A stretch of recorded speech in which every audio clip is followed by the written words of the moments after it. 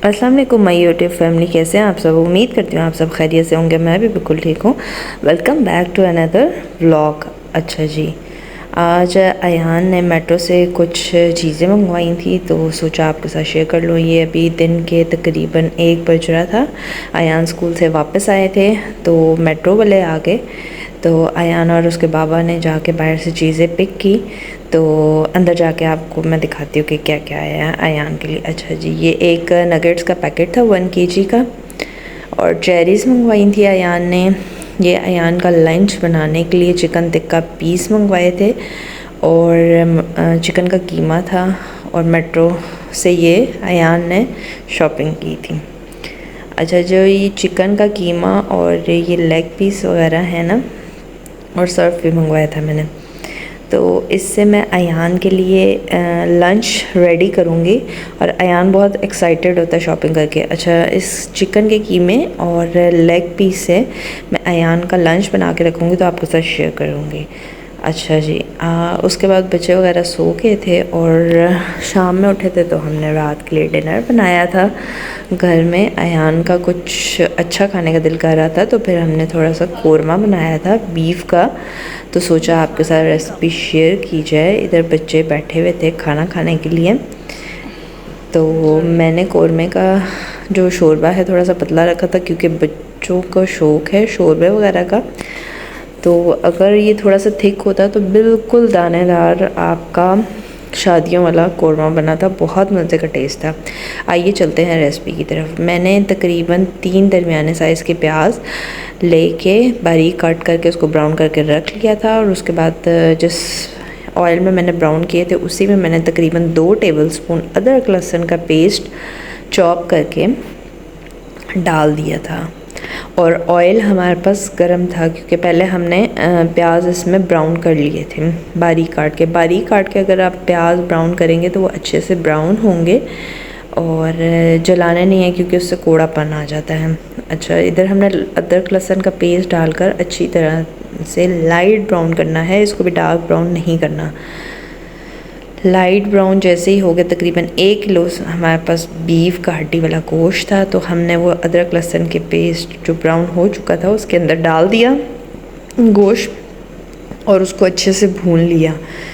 इतनी देर भूनना है आपने गोश्त को कि गोश्त का कलर चेंज हो जाए, ताकि उसके अंदर से जो हीट स्मेल वगैरह होती है तो वो आपके खाने में बिल्कुल भी नहीं आएगी जब आप इसकी भुनाई अच्छे तरीके से करेंगे। और इसका कलर चेंज होने तक आपने अच्छे से भुनाई करनी है, और वक्तन फ़वक्तन चम्मच वगैरह हिलाते रहें ताकि नीचे ना लगे। उसके बाद हमने यहाँ पे तकरीबन 1 टमाटर, 1 कप दही, और ये जो हमने प्याज ब्राउन किए हुए थे, इन तीनों को ग्राइंडर में डालकर हमने इनका पेस्ट बना लिया था।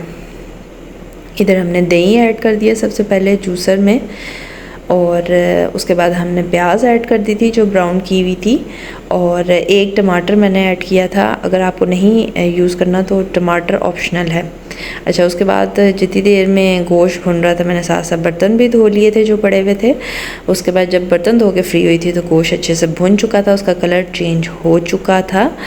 और फिर मैंने कोरमा मसाला पानी के अंदर हल करके गोश्त के अंदर ऐड कर दिया था, और आपने इसी तरीके से इसको हल कर कर इसके अंदर ऐड करना है, क्योंकि इसकी ना रेसिपी के ऊपर मेंशन था जो मैंने पैकेट यूज़ किया था, तो इससे काफ़ी अच्छा टेस्ट आया था। तो आप भी ये ट्रिक यूज़ कीजिएगा कि मसाले को आपने पानी में पहले हल करके अच्छे तरीके से, थोड़ा सा पानी लिया था 1 घूंट, और उसके अंदर अच्छे तरीके से मैंने हल करके और उसमें भून लिया था। तब तक भूना था कि गोश्त में से अच्छे से ऑयल नज़र आने लग गया था। फिर जो मैंने प्याज, दही और 1 टमाटर का पेस्ट बनाया था तो मैंने वो ऐड कर दिया था। वो ऐड करके फिर मैंने गोश्त में अच्छे से भुनाई की थी। भुनाई आपने अच्छे से करनी है ताकि उसका कलर अच्छे से आए। जितनी अच्छी भुनाई होगी उतना अच्छा टेस्ट आएगा इसका। अच्छा, मैंने इसको अच्छे से हिला के इसकी अच्छे से भुनाई की थी। वक्तन फ़वक्तन आपने चम्मच हिलाते रहना है, और भुनाई अच्छे से करनी है कि इसका दही का मिक्सचर अच्छे से भुन जाए, इसके अंदर वाइट पन्ना ख़त्म हो जाए। जिस तरह हमने दही डाला हुआ है तो उसमें वाइट वाइट अभी लग रहा है ना, तो आपने इसकी भुनाई अच्छे से करनी है। अच्छा जी, इधर मेरा मसाला अच्छे से भुन चुका था। दही, टमाटर और प्याज का मसाला जो मैंने डाला था भून के, उसका इस तरह का कलर आ चुका था। जब तक ऐसा कलर आएगा तब तक आपने भुनाई करनी है गोश्त की। अच्छा जी, यहाँ पे अच्छे से इसकी भुनाई हो चुकी थी और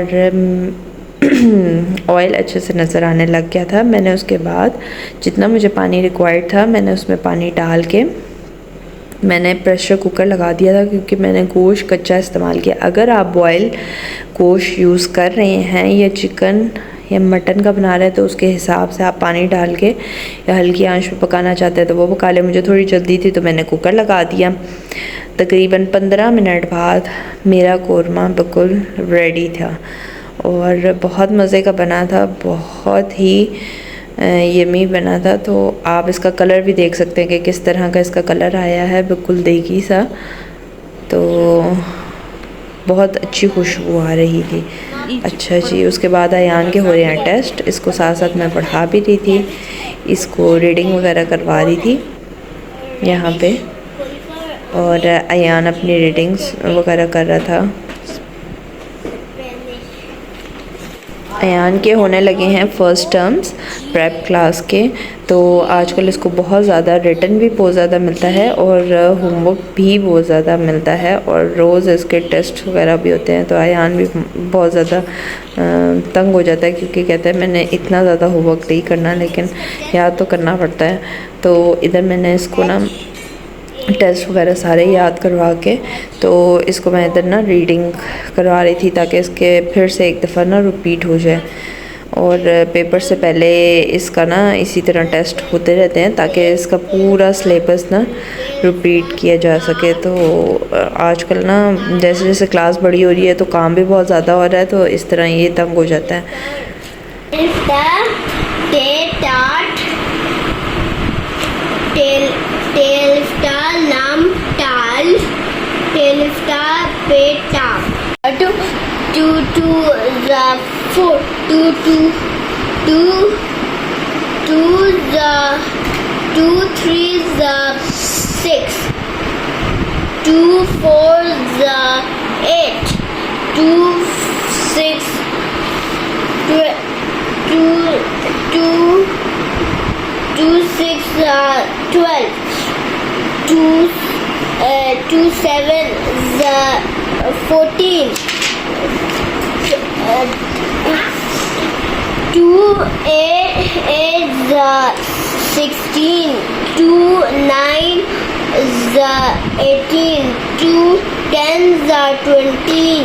ये थी मेरी आज की वीडियो। उम्मीद करती हूँ आपको मेरी वीडियो अच्छी लगी होगी। अगर अच्छी लगी हो तो लाइक कमेंट शेयर करना ना भूलिएगा।